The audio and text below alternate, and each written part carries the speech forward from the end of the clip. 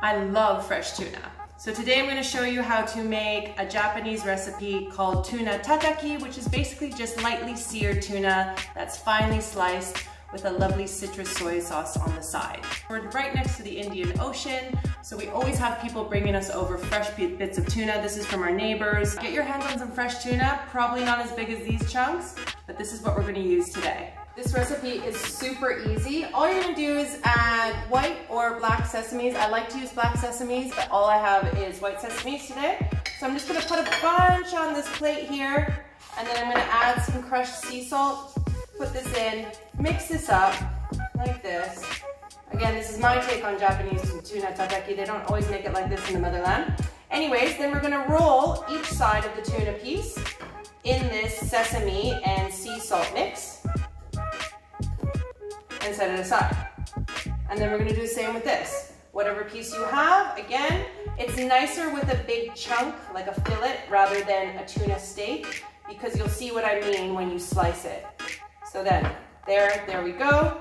And now it's ready to pan fry. Okay, so like I said, this is a really super easy recipe. You gotta make the pan super duper hot, and then you can either use cooking spray, which if you want it more lower fat, I mean, either's fine because you're really gonna sear it just literally for a few minutes on each side.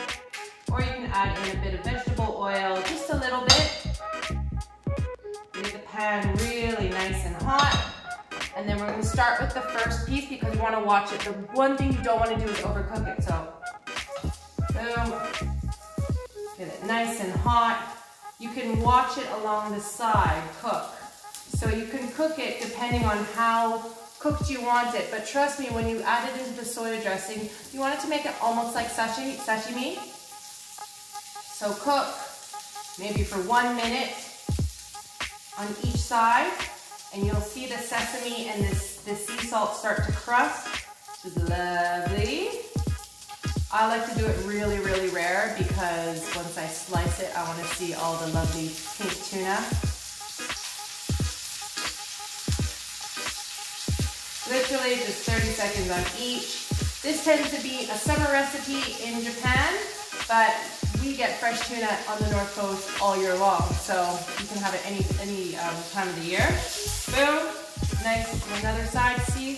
You can see it's starting to get pink on the inside. I don't know if you can see that. We're just gonna keep on cooking it. On each side till we get the whole thing square.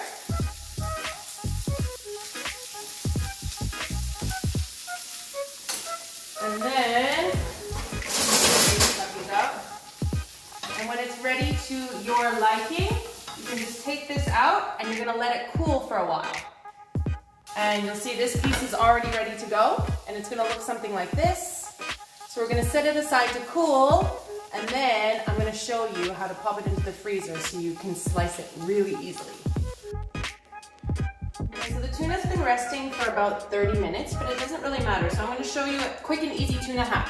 When I first started making this recipe, I didn't freeze it, and when I'd slice it with my not so sharp knives, it would always flake off the sides. Until a friend of mine, I forget who, told me to wrap it in plastic wrap and put it in the freezer for a few hours before you serve it and before you slice it. So you can get that really even, thin slice of tuna rather than this messy, falling apart bit. So all I'm going to do is take this piece. It doesn't have to be fancy because it's literally just going in the freezer. You wrap it. There's no method to the madness. You just wrap it like so, and then we're gonna pop it into the freezer. And there it is, my tuna tataki. I've just squeezed some lime on top, put some microgreens. It's delicious.